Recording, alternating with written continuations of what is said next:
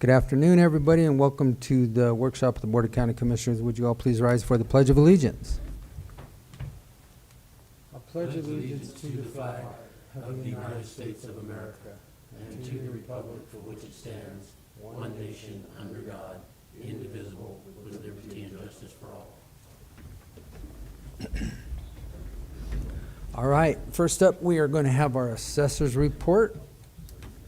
Miss Bugg, come on down.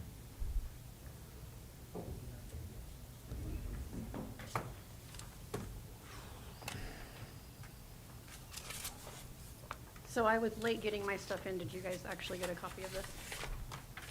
My stuff, okay. Just making sure. Just pull it. Just get it close. The mic, get it real close. If you can, like, kiss it, you're close Is enough. that better? Yeah. Okay, so we have current assessed values. The reason it's current is because I'm still working on state assessed. It's not done until August 25th. State assessed looks like it's up about $2,000, is it? But up, not down, so that's a bonus. So you can see all of our individual classifications there. And our total value is $700,003,380,000. And then we are $52,704,920 above last year's assessed values, obviously due to reval. We did have increases in value. Our increased revenues using the 2024 general levy that we have now is going to bring in $576,040 for increased revenues this year. If nothing really changes in CBOE hearings, that's what we're looking at. There won't be any significant value changes the rest of the year. So, I know with the new software, how is that helping? Are we getting every? Well, we don't have it yet. Well, I know, but still, our anticipation is to capture everything, right? What's the percentage, if you can put a number on it, that we think that we're missing, or that's not updated or outdated? Well, I did get an email from Doug Roth about a month and a half or 2 months ago saying that he did a 10-year comparison on what he's addressed or looked at and basically what we have on the books. And out of that 10 years, I think we were only missing like 60 buildings. So Okay. I don't think we're missing a huge amount of buildings.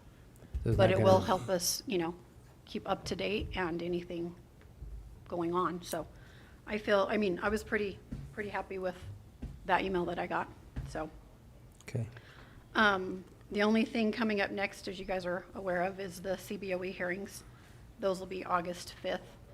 It looks like we're gonna do all of the commercial first because the commercial appraiser will just call in and do them on the phone, so they don't have to travel from Denver. And then the assessor's office will do the residential and vacant land. So. What time are we doing those on August 5th? They start at 1:30 when you guys come back from lunch. Okay. I've got a hearing at 1 o'clock that I don't know that I can move. I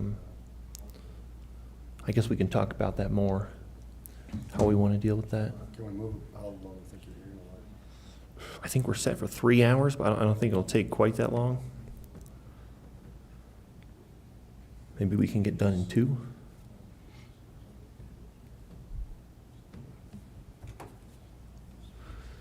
that? Can we set it for a different date, or we already have that set? Yeah, it's set. It's set that letters have been mailed out to. Yeah, I don't think think we it's could too go late to ahead. change it now. So I'll see what I can do on my end for that, but at a minimum, maybe we'll do some training on it if I can't be there during the meetings, but I'll try. I'll try to get that moved, but I don't think I'll be able to. So, he should be starting the 11th. So. All right, anything else, Leslie? Not Not really, unless you guys have questions, but like I said, the state assessed will be going up, but just, I think it was 41 million is what the state assessed looked like on the pre-certification from the state. So that's the only thing I have left to do this year. Just get that done. And then, they did say, I have gotten emails from the new software. They're looking at probably coming in and putting it in our computer systems probably August. They've already done the flyover, and they said that went really well. So they're just editing the pictures and getting everything ready. Okay. So we'll have to have the full installation for our first time. As long as it doesn't interrupt your work. It's kind of. It'll be fine. We got this. We're doing the best we can do. It all will be, I mean, it is what it is. As long as we have everything picked up, can't make it any different. Okay. No. As long as we have it captured. I guess that's the whole key. Yeah. Is it captured? Yep. Okay. All right. Anything else? I think I'm good. Question? No. Okay, thank you. Thank you. Next up, Dustin.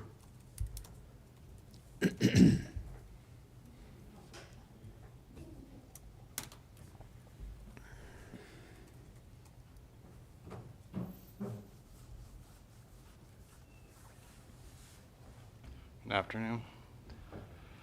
We've got our filter changes done on the HVAC. That generator project's pretty well complete. We had a site visit with the state, and those girls were happy with how everything turned out. Though we're just lacking that gas line at Annex 3 from the gas leak over there. We haven't gotten that fixed yet.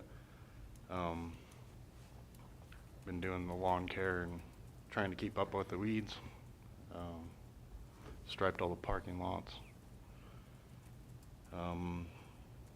We sat the HVAC units at the sheriff's office this morning, so they're working on hooking them up today. We just lack the ones for out of the corners for this year.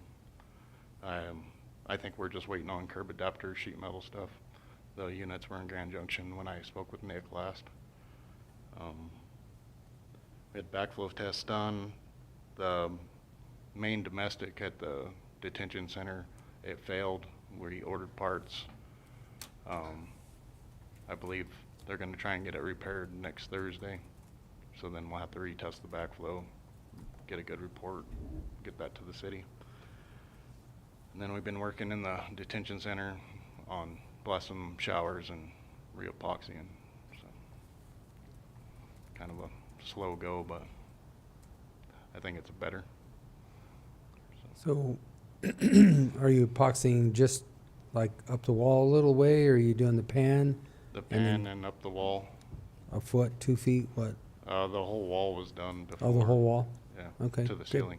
So that's how we're going back. But they had put macro epoxy, like 646 over that epoxy, so we're having to get that off of there because it was peeling. So it just takes a while to get all that off there. Mm-hmm. Okay. But we're getting there. Any, I, because of my flight schedule, I missed your budget presentation, but any big, did I miss anything, Travis? Any big look-ats as far as capital for next year, or was it? Yeah, we had a it was- couple, and then we added a couple. The parking lot evaluations is probably gonna be significant. Yeah. Those trees out front, the curb out front here. Mm-hmm. What was the fourth thing? I'd have to go grab my book. The coroner's office. Oh, the Flooring. flooring in there. So. Oh, I remember that Which I was one, gonna 'cause he see brought that up. what that costs. We may be able to take care of that this year. I don't know. So Okay. see if I can get somebody over there to look at it. Okay. Oh, and then heating and cooling and admin, something about the, Oh, this building automation system, we've been having, when boards fail and then their programmable chip from train, and when they come, they're not programmed. And the closest person I've been able to get to programs out of Denver, and it's hard to get them down here, and it's expensive. It's kind of outdated. So I was quoted 2 years ago, like an upgrade to the system, but it was pretty pricey. The gentleman that sat the units over at Annex 3 this last week, he had maybe a different idea, so we're gonna look into that, see if it would be a better option, where it would be like a programmable stat that has the built-in automation in it instead of through that board that you have to buy from Train and have it reprogrammed every time. Because the system we have, they have to come down here, plug into the Jace in the closet down there. The newer stuff, you can remote log in and do it from Denver or wherever they are, and it would save a substantial amount of money when you have something fail anyhow. But it's going to be probably expensive to get it upgraded. So. Okay. And that's for the geothermal system for this Yeah, building? for these heat pumps in this building. The other option would be change all the stats to where you just deal with them in each room and we don't have control of them from a computer. But there is diagnostics and stuff you can see from that computer screen, so it'd be kind of nice to keep that.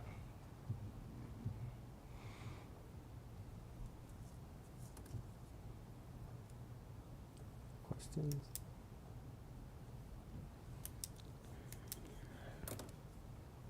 Okay, bring us the options. Yeah. Okay. I mean, Yeah. I just brought him over and he took some pictures and was gonna get with a guy that he does business with a lot, so, okay, and see what our options were there. okay. All right, anything else? I think that's it. Okay. Thank you, Dustin. Appreciate it. All right, have a good day. Yeah, you too. Thank you, Dustin. Mr. IT, come on down. Good afternoon. Good afternoon. I don't have a tremendous amount since the last time. The last couple of months for us has been focused on getting Office 365 migrated, and, you know, I have to be honest, I really expected this to be a nightmare, and it really was very few hiccups. And what we're finding is, because we're training, as you guys saw the emails we got, where we're offering up training on this stuff, and we're learning stuff every time we train somebody. Oh, look what we can do, look what we can do. So it's a lot of seamless stuff that'll happen. So in the end, it should make everybody's job much easier. That's the hope. I have a meeting, I think, next week. I got to look at my calendar with Clear Networks because they're just finished the design of the fiber from here to Memphis. And I have to get with them because they left off the handhold at the fairgrounds, which was very much talked about. And then we're getting 2 buffer tubes of 24 strands that the county will own on this network as part of its design, and then 6 of those strands goes to Empire Electric. So they were supposed to put a handhold in the design and they didn't, so I have a meeting with them to clear that up. And then we'll figure out from there what we're gonna do at that point, whether we're gonna just trench our own conduit from the main building, the fairgrounds to the handhold, or pay them to do it, I don't know, it all depends. That's really about it, other than I will give you a heads up, budget-wise, Microsoft, in their lovely ways, what they always do, they're stopping their support of Windows 10. October 31st of this year, there will be no more support for Windows 10, which means no updates, no security updates. It's pushing us down a path that I hate going. It looks like we're gonna probably have about 50 or so computers that are not gonna be upgradable. Just, they're so old. I mean, we keep them going as long as we can, but just know that's coming. I'm gonna be going, we may not have a choice. We'll manage for 3 months, but, you know, they just won't take Windows 11. They won't even do an in-place upgrade. They just can't do it. So that's coming down the pike. And that's really about it. We've just been really busy doing all that and just keeping our head above water. Any questions for me? No. No, sir. 50 computers are not going to be compatible, is that what you said? That's what it's looking like. We're still trying to get the final on the number. I mean, Isaac and Glenn have been going through them as fast as they can go through them. but obviously it's day to day. It's like finally get to one or, so. How many computers total do we have? Well, on computer-wise, it's almost 400 Jeez. by the time you take everything. And one of the things we've been doing is we're slowly moving people, as some of you have noticed already, even like Travis's and everybody's, we're getting away from the desktops. Yeah. We're going to laptops with docking stations because then it eliminates 2 devices instead. So now we only have to have 1. So eventually, the hope is that number will come down. Clerk's office, anybody that might use a computer remotely, you're getting a laptop and a dock, and then it's just not an issue anymore. Because that's what's happening. We're supporting 2, 3, 4 devices per person on some Sure. places, and it's just too much.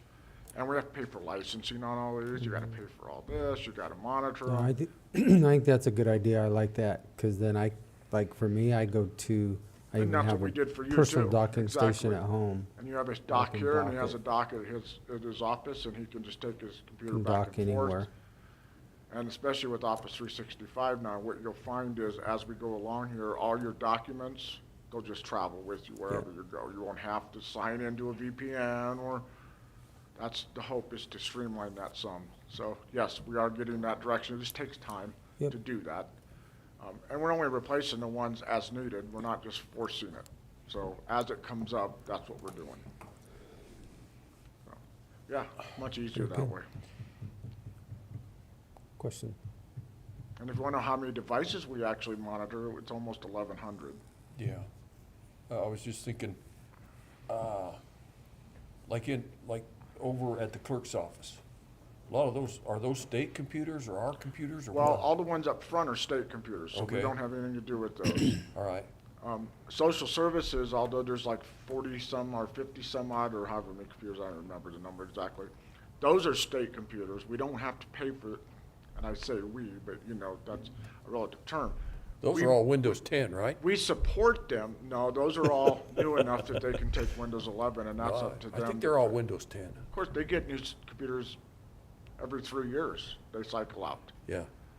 Where we still have stuff that's been in since 2007.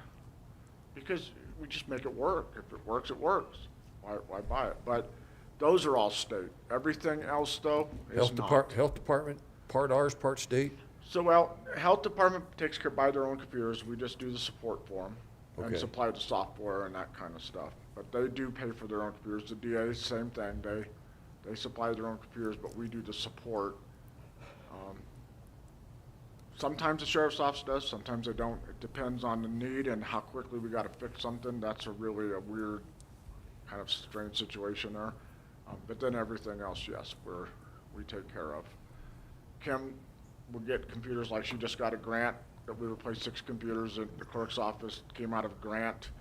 So that took care of some of the election stuff, and I think Melinda and Jerry and some of the ones up in the recorder side. So that saves us, 10 grand.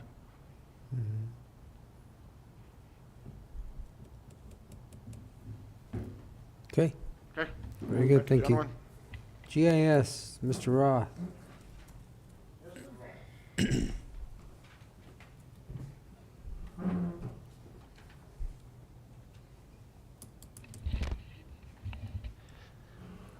Yeah, I had one of those 10-year-old computers until Jim got me updated here earlier this year, so.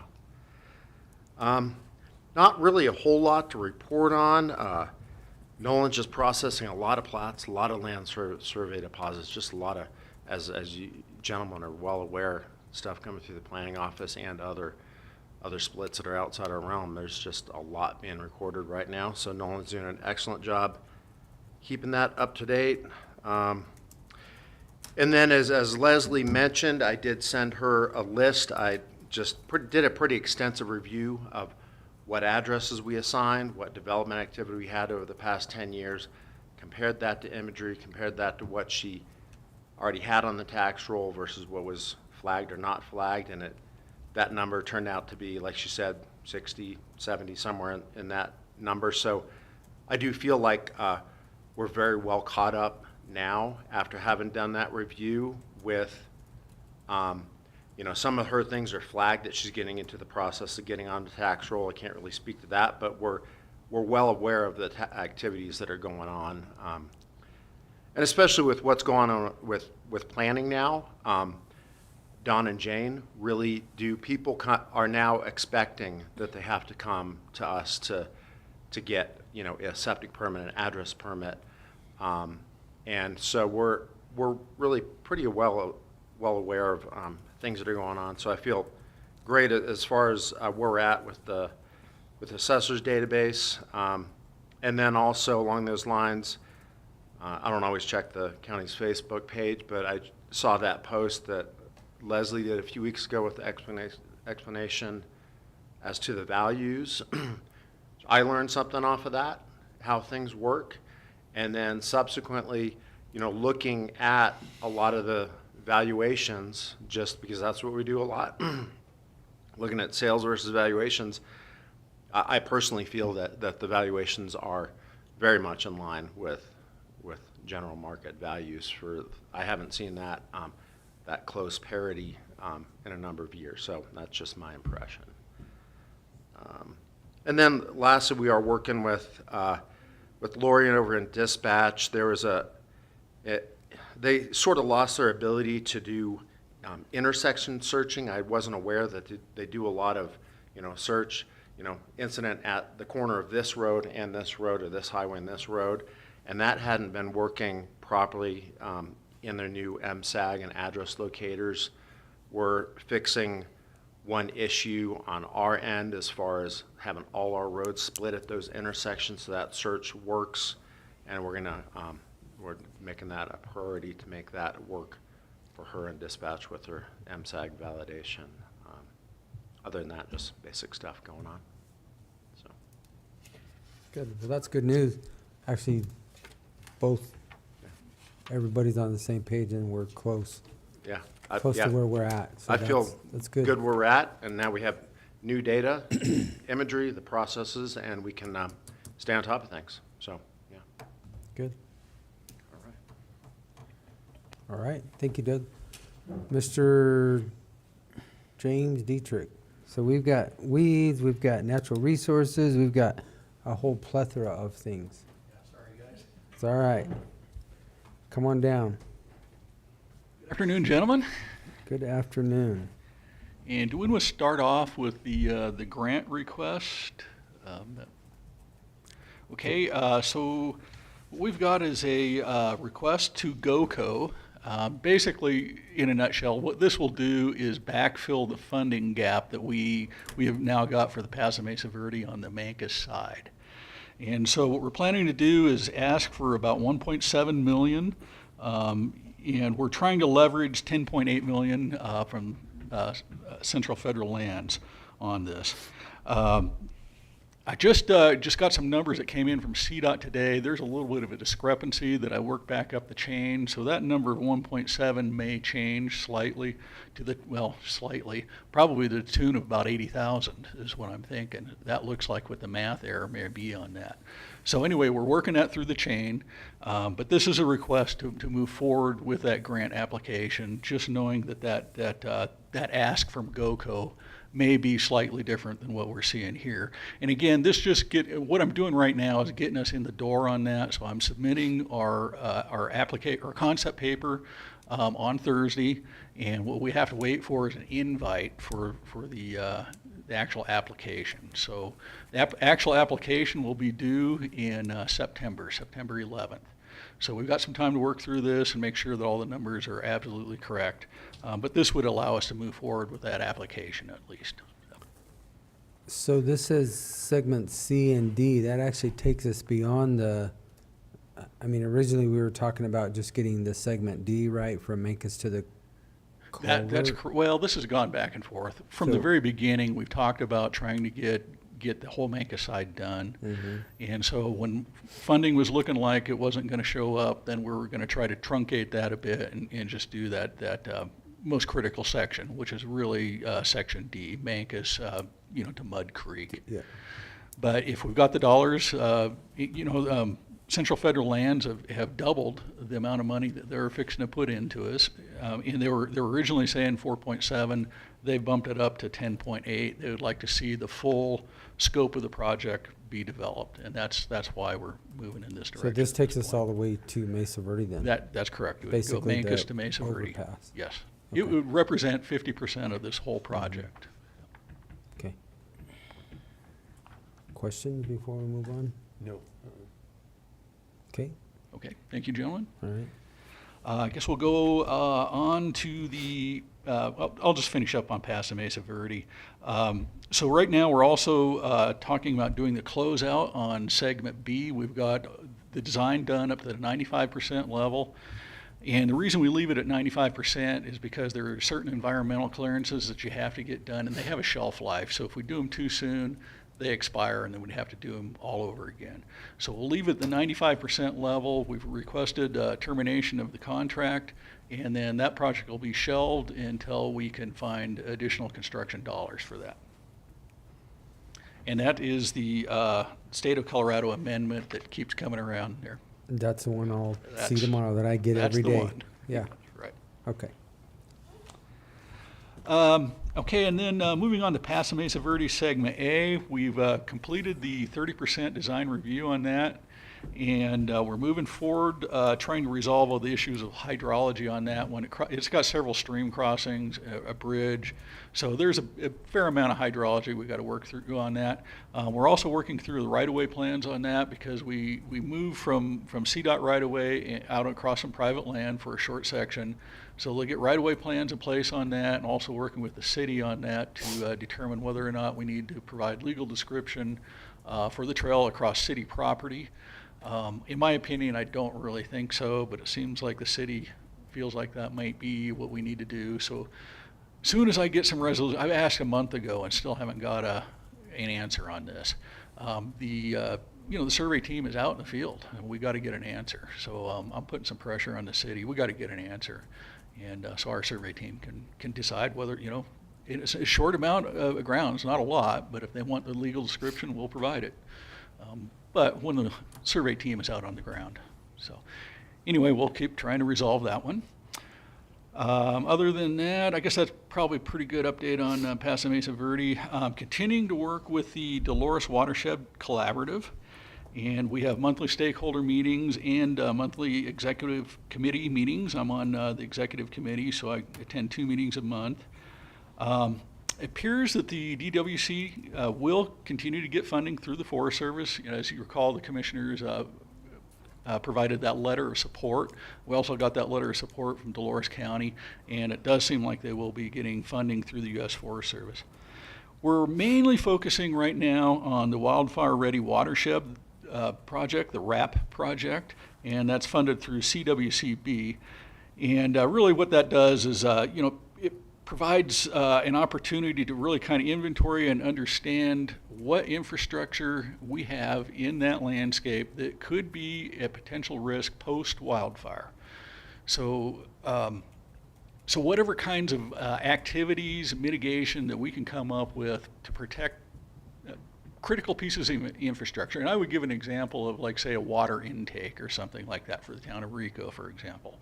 How can we armor that against the potential effects of, say, landslides or, extra flooding or things like that we may see within that watershed. So there's the kinds of things that we're trying to identify and work on, come up with a mitigation plan on. It's included quite a bit of community outreach. The WRAP community survey has gone out, and they've held 2 community meetings, one in Rico and one in the town of Dolores, and really it's to try to get residents to think this through and to understand high priority features that we need to protect against those post-fire hazards and where those are located. We spent a lot of time working with the tribe on this recently. They've got a lot of cultural concerns. The entire landscape is cultural to them, and so we want to really understand what the most important features are and if there's anything we can do to help protect those features also. They did a field trip up there on that. I haven't been able to attend any of the field trips lately, just been too busy working on other stuff. So the rest of the group did do that work, and they have got a pretty good understanding of what those assets might be. That group has also held a PJ symposium to learn about forest ecology, because most of that area that we're working in is kind of that transition zone between the PJ and Ponderosa. The PJ is something we haven't got a lot of understanding on. Ponderosa, we've got a lot of science that backs that up. PJ, not as much. So we've been trying to tap into whatever research is out there and experts that we can talk to about it to get a better understanding of how to treat those areas to make it more resilient to wildfire. They also held a prescribed fire celebration day up at Boggy Draw. They served lunch and took stakeholders on a walk through the prescribed fire footprint. And again, this is really to kind of raise public awareness about prescribed fire. There's still a lot of apprehension about that out there. It's probably still one of the best tools that we've got as far as creating a sustainable forest. So trying to get ahead of that and answer the public's questions and let them get a good firsthand look at what's going on is really valuable. Right now, we've got a comment period that's open. The U.S. Forest Service is requesting information and comments on dozer lines. And so what this is really about is for any of the pre-planned fire units they've got, they want to put in control lines around those prior to the burn. And so, one of the easiest ways of doing that is with a dozer. Surprisingly, there's a lot of controversy surrounding that, and it may be not surprising in some ways because, we all know how, you get a trail that gets in, what appears to be a trail up there, and next thing you know, unauthorized use all over it. And so trying to get a handle on that, there's some possible different angles that we can take on that. For one thing, using the capstone at the edge of those canyons and doing a black line, back burn basically, to create control lines might be a more suitable outcome for that.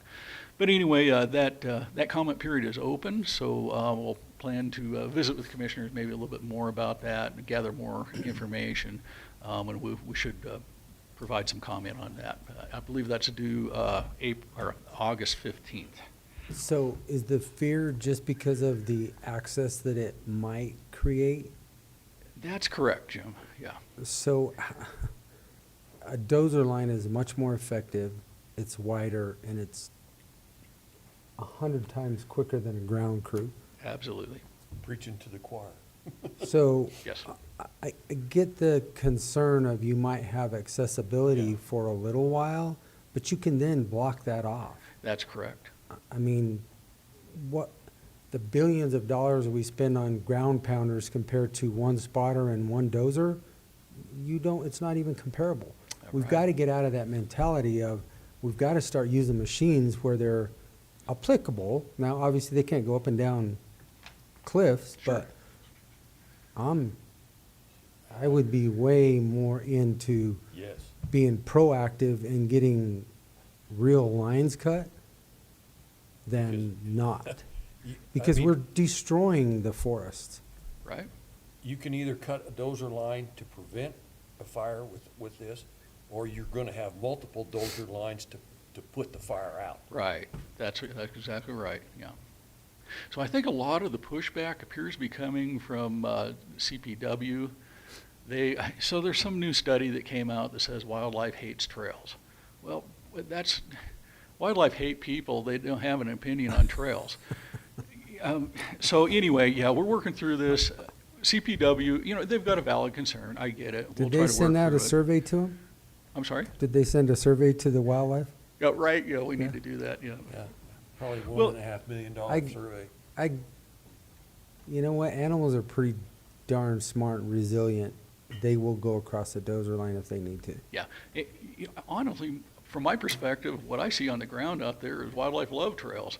As long as nobody's on them, they use them like crazy. I mean, Yeah. you see the tracks all over them. They're not dumb. They'll go through the path of least resistance. So anyway, what we're getting at with this is three things in particular: where dozer lines may be used, and that would be in minimally roaded areas with large buffers from canyon edges, steep slopes, and waterways.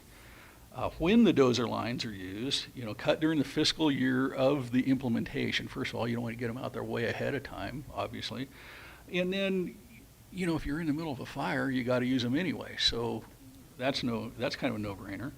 And then how the dozer lines are restored.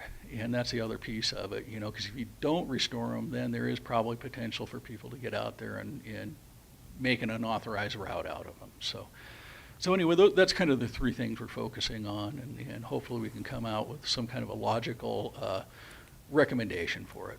So, of course, we're working with a collaborative, so I don't know. I'll hold out hope. But, we will be doing we'll be doing another workshop on unauthorized travel routes. So this kind of ties into it. This group is looking at those kind of routes, particularly up around Chicken Creek. And, of course, an unauthorized route's an unauthorized route, and that's pretty black and white.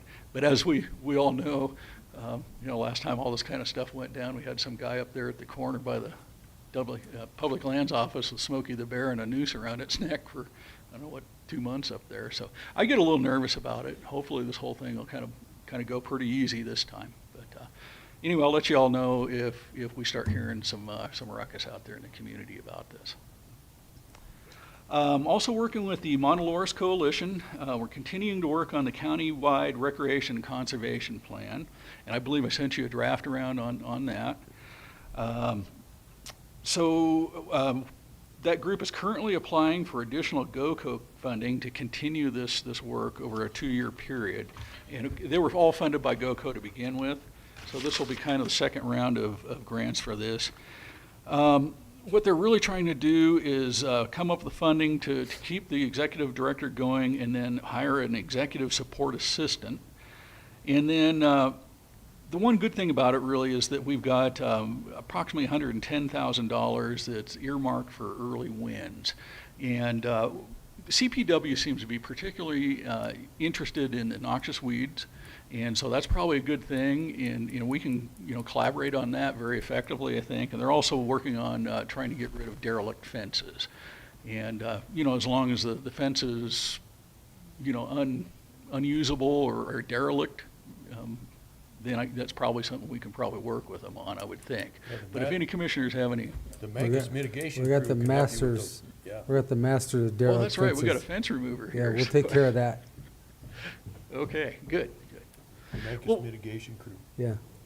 Well, Gerald, if you have any concerns about that, contact me and let me know. But I trust them that they are trying to get rid of the real derelict fences and not trying to cause problems out there.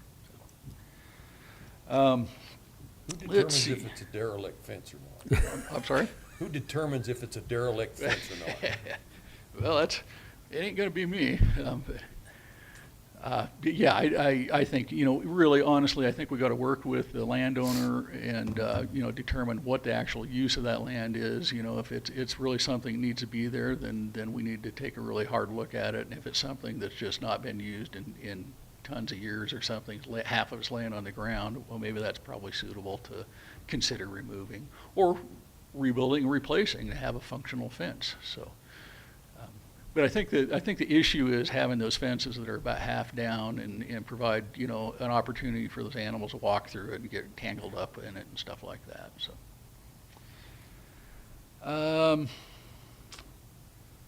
Let's see. Oh, I did want to mention, and I think I sent this on to y'all too, is that Region 9 has just released the Southwest Colorado Biofuel Development Opportunity Zone, the BDO zone.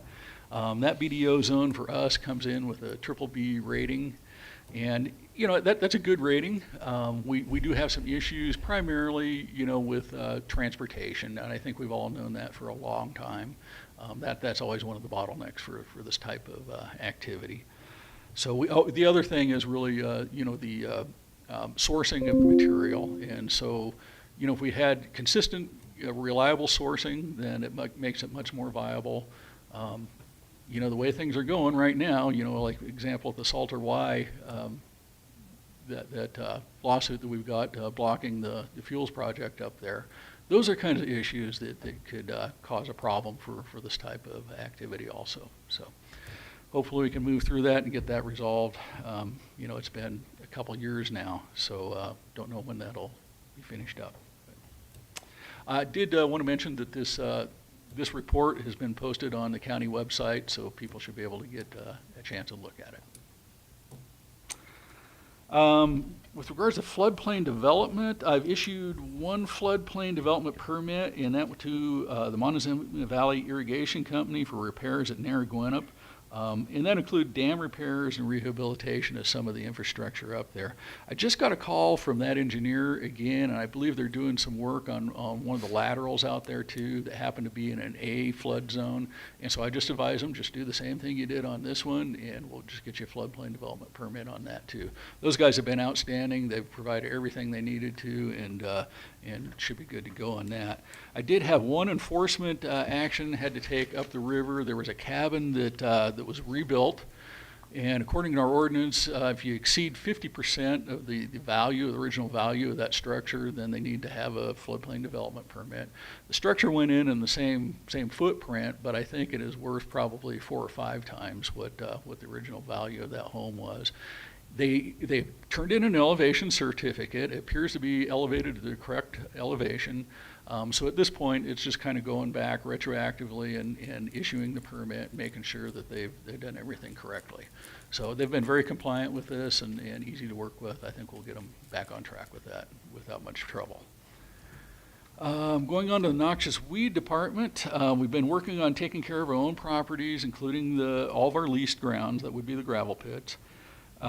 Russell's completed the pesticide use plan, the PUP, for the federal properties. He's gone up to the Beaver Rim pit, and I believe he's done about half of that pit as of last week. He still hasn't been up to the Ormiston pit. We still got to go inventory and do treatment on that. But he has done inspections and treatments at the fairgrounds and at the landfill, the Dolores Road shop, I believe the main shop, and the Mancus shop. We've investigated, he also did, I mentioned the Beaver Rim pit, but we've investigated the Hay Camp pit. In response to the state feedback on the reclamation, our outfit is just not set up to be able to do the kind of broad area that's going to require. So I think the recommendation from us would be to contact the IFA, somebody that has the equipment that can do that kind of broad. It's like a hayfield up there, so it's pretty big. And that would be kind of our recommendation on that one. I just got a call from, or an email from Virginia today. Apparently they're asking when the last time that pit was mapped. And I have no idea what they're talking about. I mean, is it weeds? Is it roads? Is it active areas? I mean, I need a little more information on what the mapping they're asking about. So we'll drill into that and find out. If there's anything I can assist with, we'll do that. But anyway, we've got to find out what they're asking to begin with. Let's see, Russell's also continued to provide technical assistance and advice to folks. He's done about 10 investigations on splits. Only one of them required a noxious weed plan, and that was for the Dolores State Bank down east of town here. Met with the representative from the Colorado Department of Ag last week. I think we're doing pretty good with our cost share program. We've got 89 applicants as of last Wednesday, and I had 6 more that came in. And we've expended about a total of $11,126 so far. I've billed CPW for the first $5,000 on that because we had that grant through the Habitat Partnership Program. So that should extend our dollars a little bit farther into the year then. We're about the same place we were last year. Last year at this time we had about 97 applications and it spent out about $12,000. There were larger dollar payouts last year, more in the $250, $500 range, larger properties. Those may still show up, we don't know. But I do think that, some of the negative news press probably has hurt the program a little bit. People still think that we don't do anything. And we were trying to counteract that. We're partnering up with the Mancus Conservation District, High Desert Conservation District. Russell will be going out and doing a co-presentation with them to try to get the public to understand we still offer the cost share program, we're still engaging, and that he still provides technical advice on that. He'll go out and he'll visit with people, identify weeds, and help them determine how to treat those weeds too. And I guess that pretty well covers everything I've got for my report at this time. Appreciate it, Jim. Yep. Yeah. Yep. Appreciate pleasure. it. Yay on dozer lines. I'm sorry? Yay on dozer lines. Oh, yes, absolutely. As a matter of fact, I think our road and bridge guy has 3 dozers sitting on trailers ready to go right now. Yeah. He's got them staged and ready. So when we need them, they're on the way. Thanks. All right, Road and Bridge, Curtis. Kurt.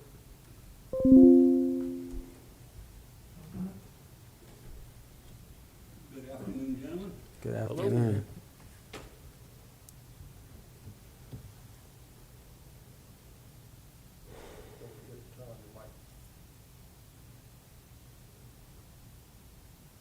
That better? Better. Yeah.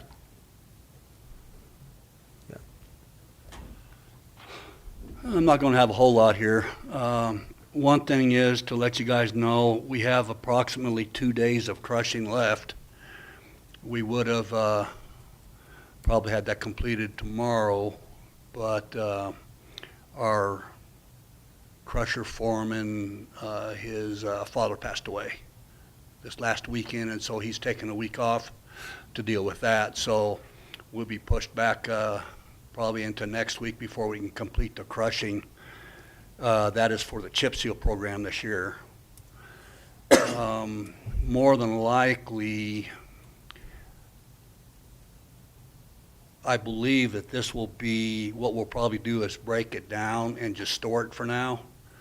I don't believe there's going to be any other crushing that we're going to have to do this year. I'm not even sure if there will be next year. It just depends on, I'm doing a lot of work right now on getting a report to bring towards you guys in about another month from now. But I wanted to kind of give you an update on the crushing.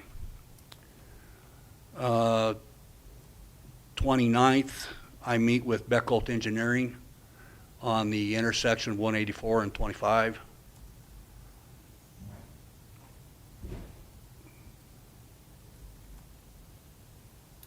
Tomorrow, the auction is ending, or approximately 9 o'clock. All the vehicles kind of go off one after another, so they don't all end like at 9 o'clock in the morning, but the deadline is tomorrow morning on that. Quite honestly with you, they're not bringing very large amounts in, but a lot of times it's the last morning when they start going up real high. Wait till the last 10 minutes. Yep, I agree. That's when all the activity happens. Yep, Everything else I up would to this agree. point in time doesn't mean anything. The last 10 minutes is when you want to get on the computer. I would agree. Yeah. What I didn't know is that, I didn't know that they were planning on spraying the pits till just now when I found out that they were in the pits spraying for noxious weeds. So that was something that I was going to talk to you about. And I guess that's for a later discussion as far as do I not have any responsibility in noxious weeds at this time? As far as the pits, Well, pits and roads, or, no, the pits are still our responsibility if they're an active pit. And I think that we have been taking care of those since I've been here as a commissioner. no, that's not what I meant. I meant road and bridges. See, I was under the understanding that Road and Bridge was in charge of spraying the pits yearly. I think that the noxious weed department has sprayed all of the pits since I've been here. So since Okay. 2019, I think that they have sprayed all of the county property. So they spray the fairgrounds, the sheriff's office, the pits, any property that the county owns, they've been spraying them. Now, what about the roads? The roads are a different subject. So Okay. the road department, I think, still owns a spray truck Yeah. that There- yeah, requires a CDL, that if you choose to do that, you can get with James and they can mix, or they can tell you what you have to, the product, but the responsibility to spray it is still up to you. Okay, okay. Two different things. Yeah. Come on down. Maybe I'm not, Yeah, I'm spray, not doing a good job mechanical, of this. or, what was it, three? There's Spray, mechanical, and there's three options you got for the roadsides. Yeah. Yeah, you can, you can spray, mechanically, you cut, can mow or- it, you can spray it. I don't think we can burn them.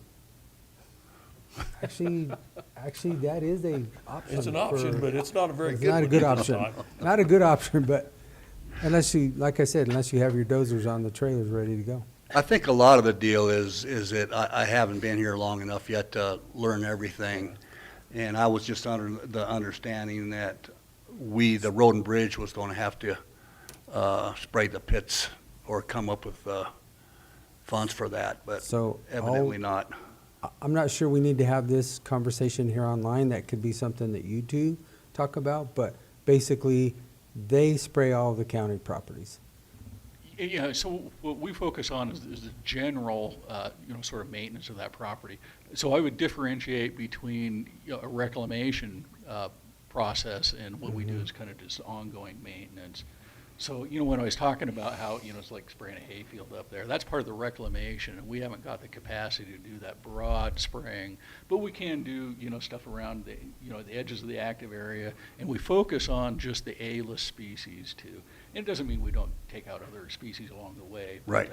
But we focus on the ones that we've designated for eradication.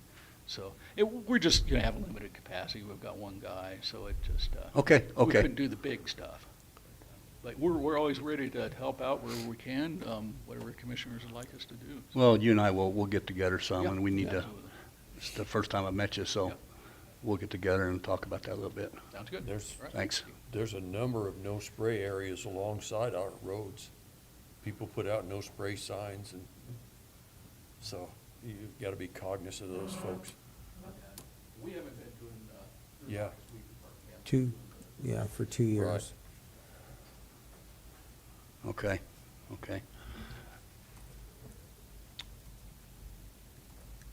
And probably a month from now, like I said before, I'm going to be coming before the board with some organizational changes I'm going to want to be making to the Road and Bridge Department.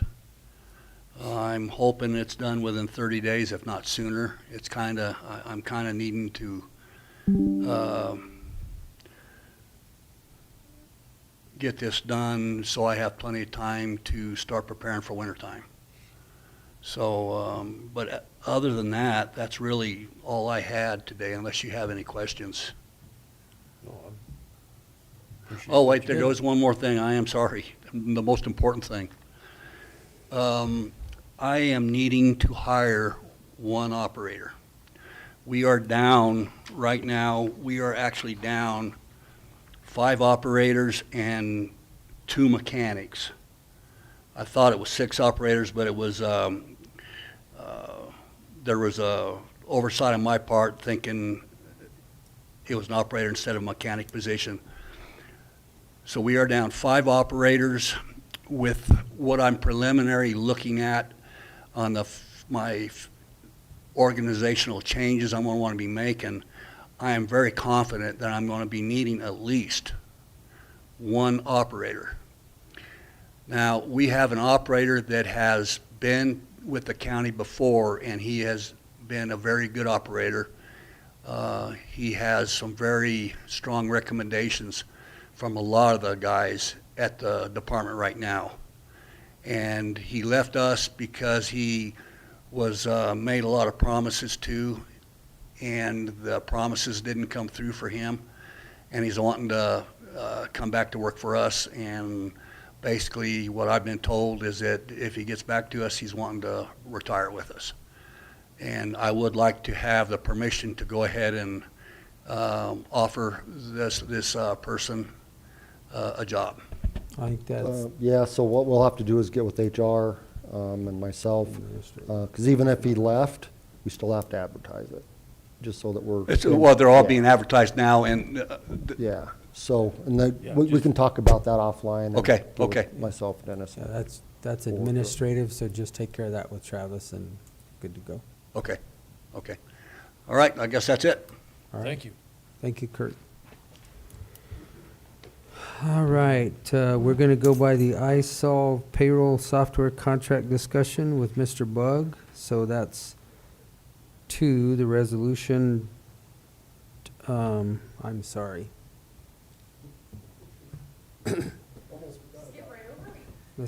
Well, I've seen so much of you today, I just saw you sitting in the corner over there. I didn't even, Best day ever.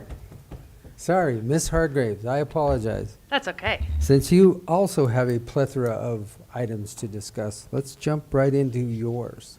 Which one would you like to do first? I would like to start with the FTA 5311 grant. All right, so the FTA 5311 is the Capital Planning and Administrative and Operating Assistance through CDOT.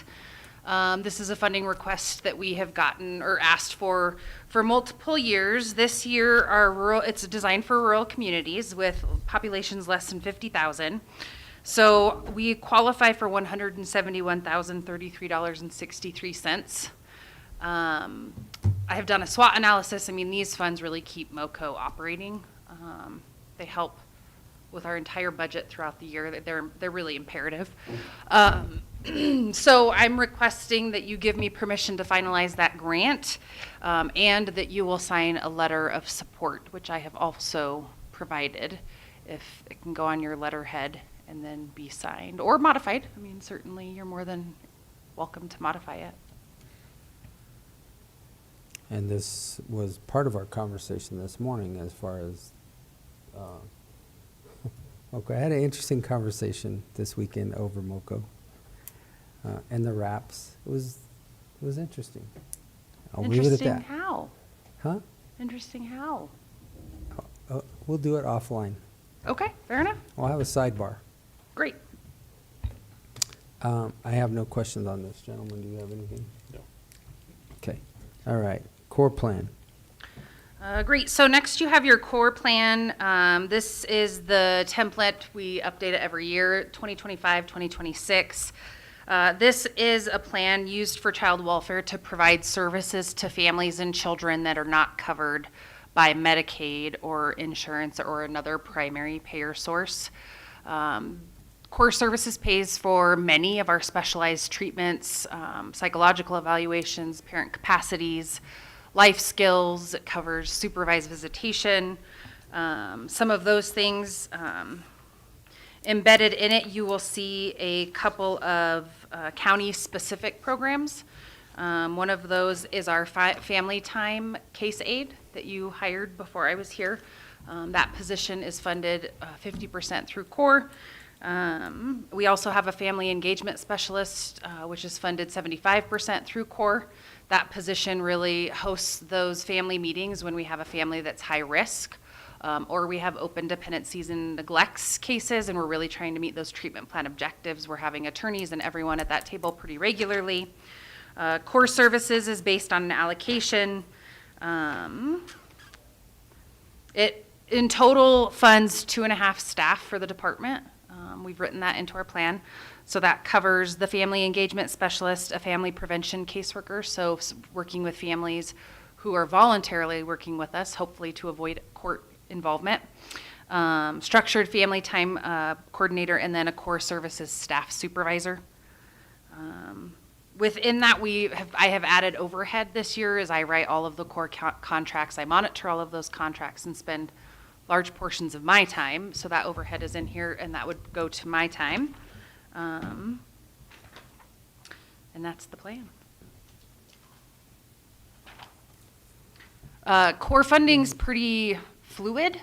So you can see on the last page, it's not a budget, it's more of what percent, where are you spending the money?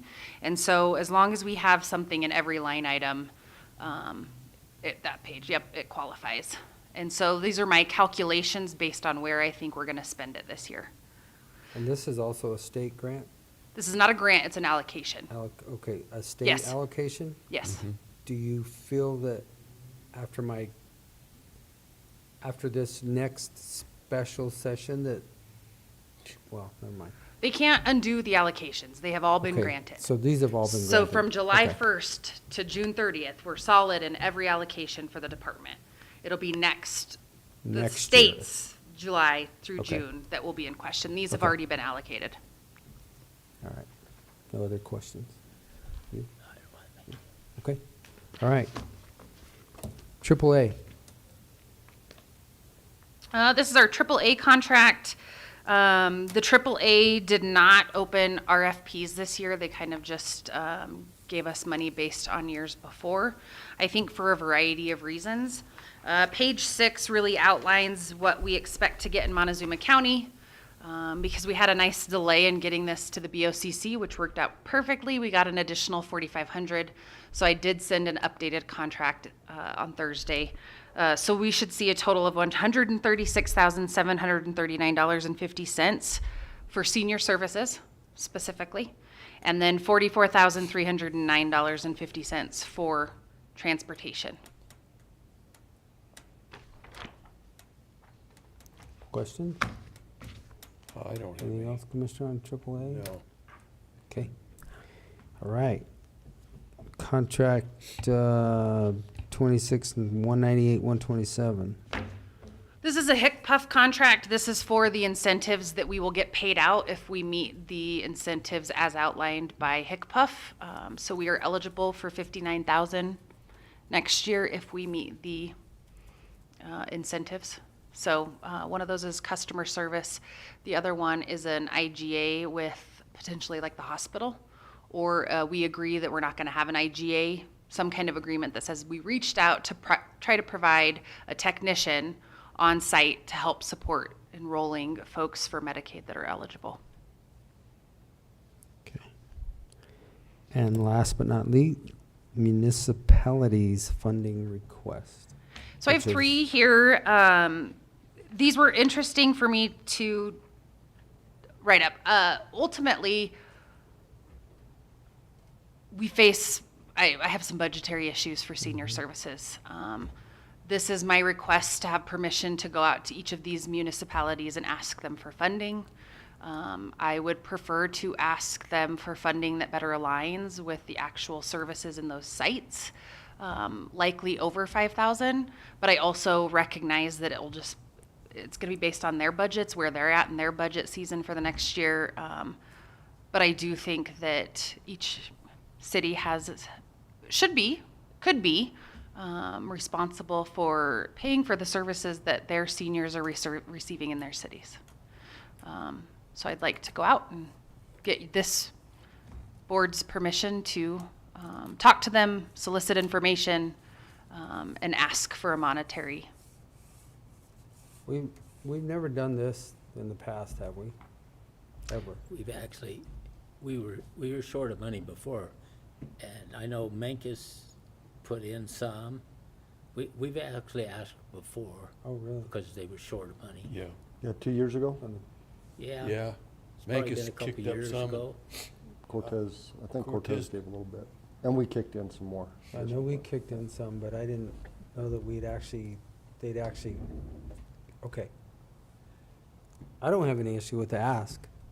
Yeah, I just didn't want to do it without you in essence saying, yeah, this is okay, and I'd like to reach out. And I don't want it to be a one-time. I want it to be on their budgets annually. I want to be able to present information to their communities to tell them who they served and how they served them, and show them where their money went, which I think is really crucial. People want to know how they're spending their money, and so I'd like to have it as a standing budget line item in all 3 towns. I don't have a problem with that. Okay. All right. Thank you. Thank you for being here this morning. Yeah. Appreciate it. Yeah. Some good questions. Boom. All right. Tomorrow, again. All right. Absolutely. Come on down, Justin, Fairgrounds.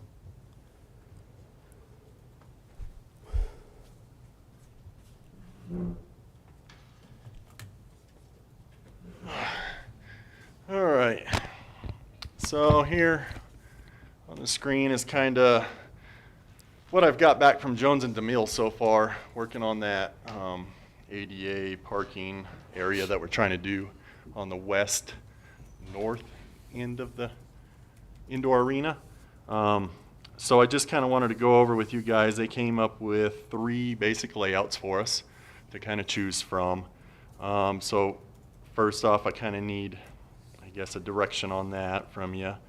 And then I'll kind of go over a second thing with you that we're kind of dealing with on this project. But this first image here just kind of shows our demolition plan. So there's really nothing, you know, too crazy about it. Just to kind of go over it real quick, we would need to demo that sidewalk that's already there on that west side of the building, just because it does not meet our grades properly. So anything that's in that like slanted diagonal line would have to be demoed out of there on that first image. This one here in front of you is the second image that they got. So that's our option one, basically, of the three. Option one, what they're doing is they're giving us 11 ADA stalls, and that's going to be for all three of them.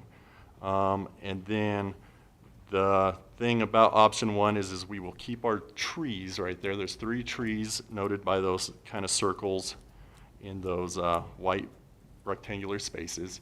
And then we would have to make sidewalks that go from each ADA spot up to the existing sidewalk, which would be removed and replaced. So it would be a new sidewalk up against a building. So all the gray area is going to be new concrete, which we'd have to do in concrete to make ADA specs, because we can't do it in a chip seal. And in that other area that you're seeing there is going to be like the chip seal where it kind of wraps on the backside. So option one basically gives you that. It's going to keep our trees. Option two is the next image, and it's going to kind of basically be the same thing, except instead of putting the sidewalk up against a building, we keep the trees and we put the sidewalk to the west of those trees. This option here I don't think is very feasible for us, just because we are going to have a steep incline on the back of those stalls. So I think just by looking at this preliminary, we've kind of ruled out this option number 2 just because of that. What kind of trees are there? So I believe 2 of those are crab apples, and the third one, I'm not sure off the top of my head. Okay. But We- kind of what they we are. can- We can replace trees. That's what I'm We can thinking. get trees, that's not Yeah. a, We can, and that takes us to option number 3. Option number 3 is to basically just remove the trees and do away with it. It gives us a much cleaner look. In this picture here, they're showing a little bit of gap next to the building if we want to do landscaping right there in that clear spot. But my suggestion would be, if we do this, to not even have that and put the sidewalk right up against the building. And then put the ADA stalls, and then we just won't have any kind of landscaping right there.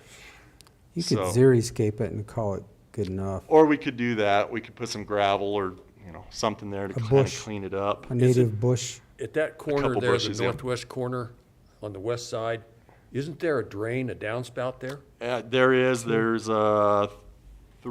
downspouts that come down through there.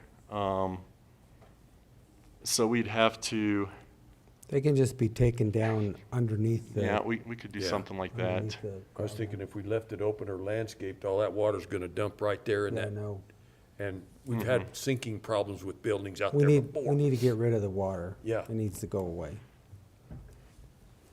So basically, we've come down, I guess in my opinion, to option 1 or option 3.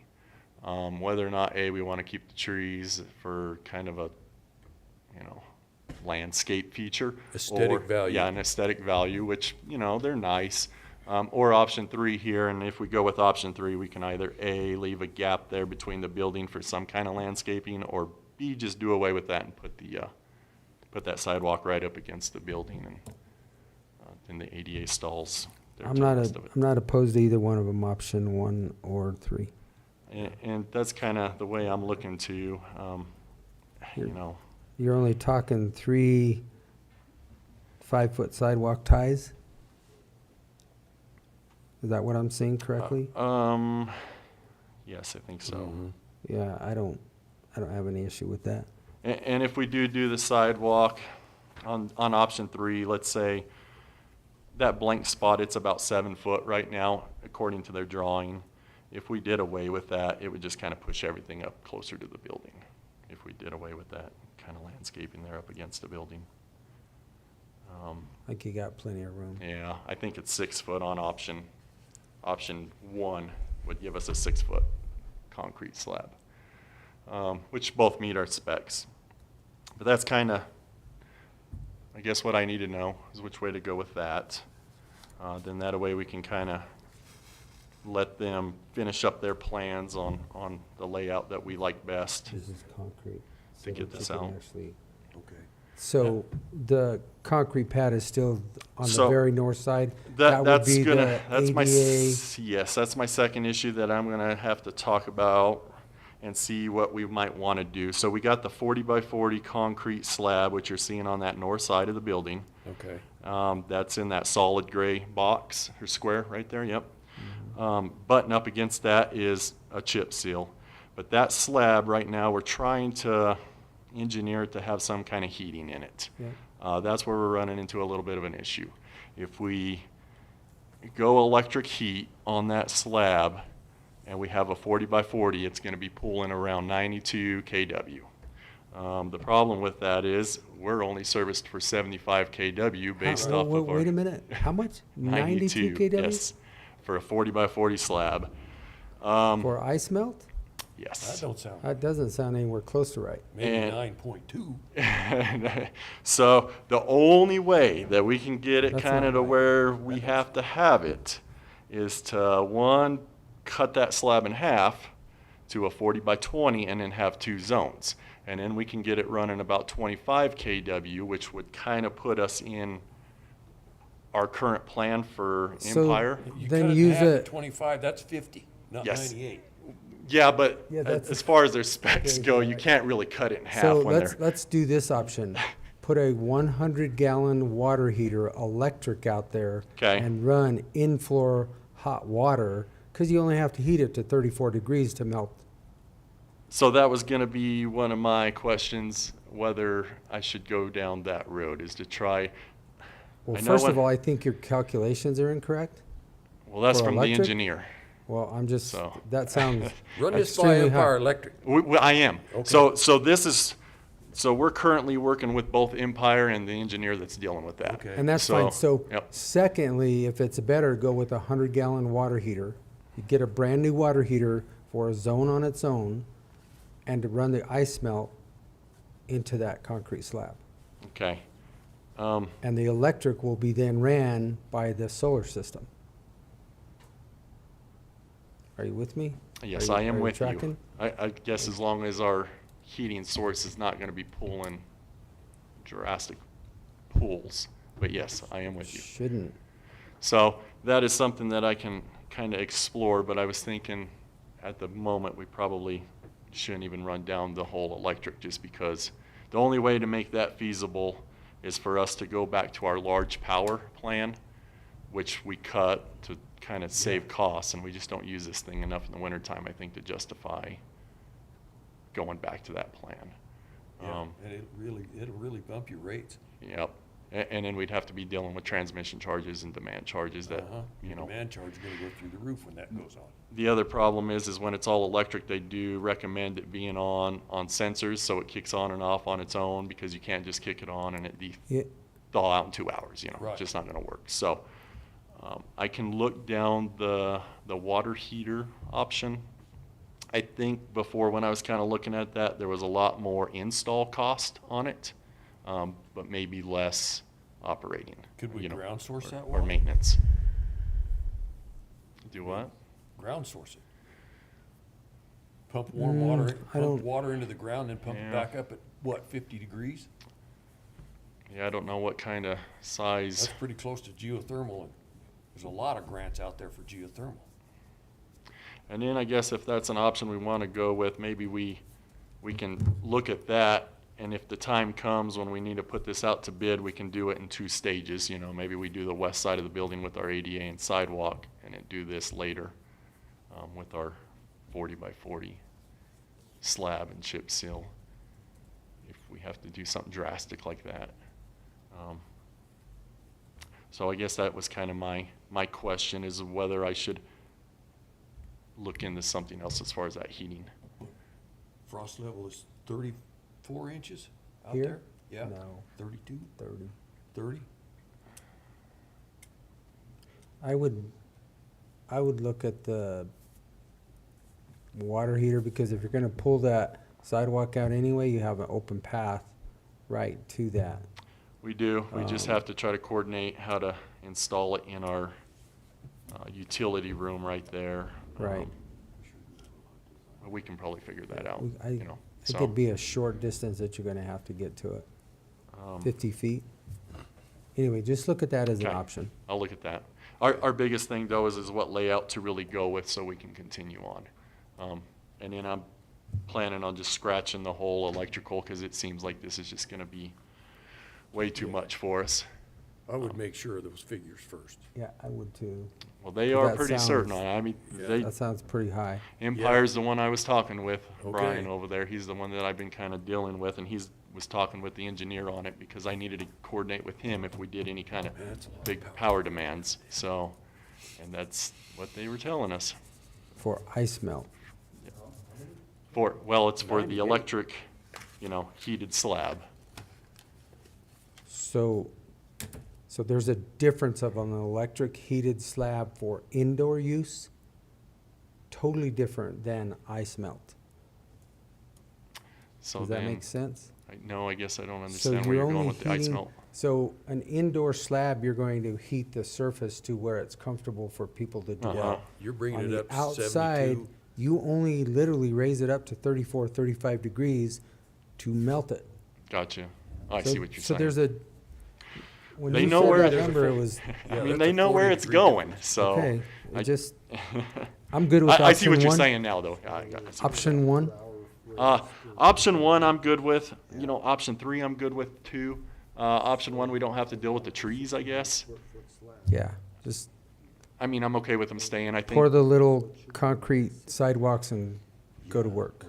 Yeah, I That's mean, my opinion. that's We kind of don't mine. have to do anything with them, don't do anything with them. But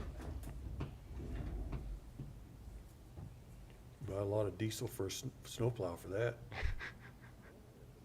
That's what I'm saying, I don't Yeah, get it. Okay, yeah, that's pretty much all I got, so. appreciate it. All right, thank you. all right. Bobbi Lock, sorry. Bobbi Lock's not here. Bobby Grubbs. That was in air? Miss Phaedra, we're gonna talk about some opioid overdose. Yeah, it's a continuation. This will be year 3. We've had prior 2 years. We're finishing up year 2. Can I get you to pull that microphone to your mouth? And it's just a reimbursement for testing done on suspected overdoses. And So so the it's no cost to toxicology, us. yeah. It's simple. It's maybe 5 minutes it takes me to send stuff in once I get it from Mr. Okay. Devers. We get reimbursed, and we've been averaging probably 10 to 15 a year, $1,000 that we get reimbursed for the testing. So, well worth Okay. our time. Okay, That's it. questions? No. Okay, thank you. That Thank was a you. very short appearance. Thanks. Travis, Commissioners, these 2 vehicles have been identified to be disposed of through Purple Wave and/or whatever other service we want to use. old sheriff's vehicle, 100,000, Yeah. good to go. So these are the 2 that I've identified, and probably in the future it'll be Curtis will be providing this information, but he's still getting his feet wet, so. That's it. Okay, sounds good. All right, being no further action before the board, it is time we adjourn. Thank Yeah. you all.